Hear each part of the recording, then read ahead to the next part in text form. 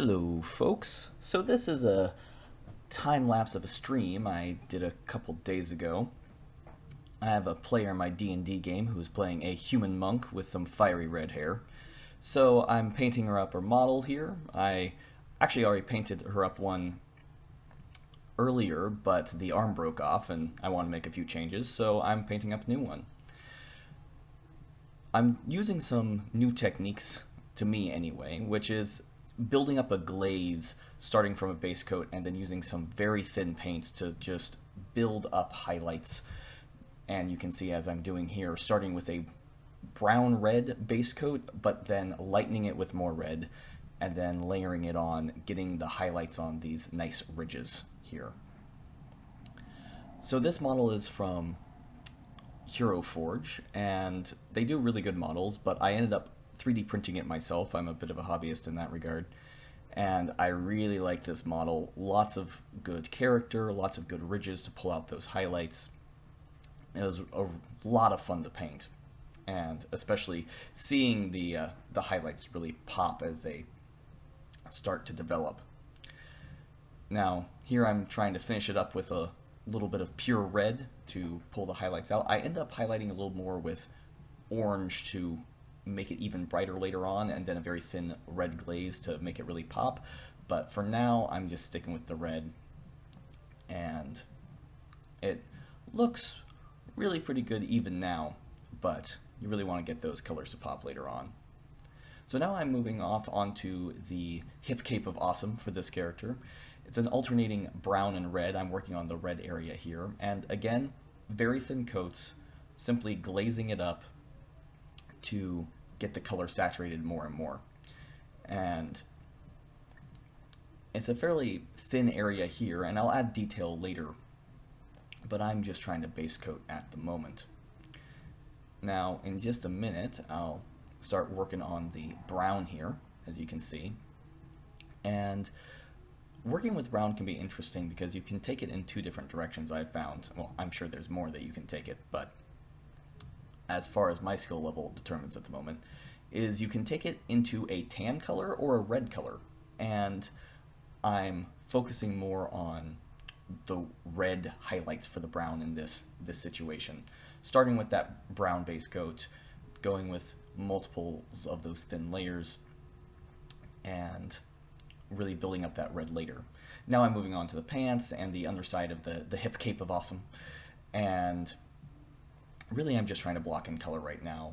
Normally I would do an entire model this way, but I decided to just go a little hard on the highlights for the hair to give that nice red color. And you'll see there's a couple cuts I've made here.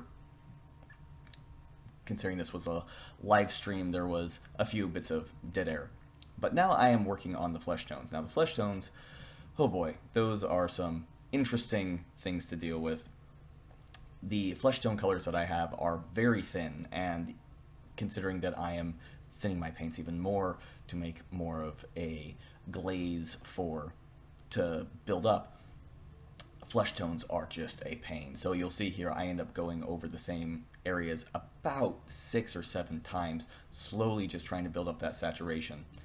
I know that you should be able to base coat in one color and then start building flesh tones up over that. I just have never been able to figure out how to do that. Now, while I was working here, I don't actually have a good stand, and so I've been resting the model on my work surface quite a bit, and that has a tendency of rubbing off the paint, so you'll see me go back through and touch up little spots, especially on the hair where the paint has rubbed off. So now we're moving into the black, and starting with the boots, and pretty much everything else that's gray here is going to be black very soon. So working on the shirt, working on the gloves, working on the boots. Now, I like working with black because black is the only paint that actually behaves the way that I think paint should work, because I expect lots of saturation from my paint. But I've been learning the benefits of glazing and building up colors that are less opaque. But I still really like working with black, how precise it is, and especially with a nice small detail brush, it's a lot of fun. But as you can see here, we're basically all based out, except we're now working on the edging here. So I'm edging almost all of this in black, and you'll see pretty quickly that it gives a nice pop, a nice contrast to the browns and the reds, and especially later on as things start to lighten more as I start to do the highlights. But at this point, we are basically 100% based, about halfway through. So now I'm doing just a little bit of extra touch-up for the skin tones. I believe I start doing a little touching up of the hair around the face, because there's lots of bleed over that happens and you want to just touch up as you're going. And so here, this is when I start pulling in the orange to even highlight the hair even more. And while orange may not be the right tone, it is the right shade. It is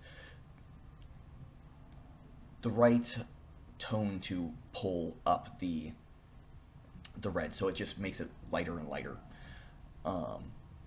At this point, I've switched over to building up the red on the pants to make them look a little more like a glossy leather look, a worn leather where it's been dyed red, but as it's been used, it started to wear down and get that lighter color in there.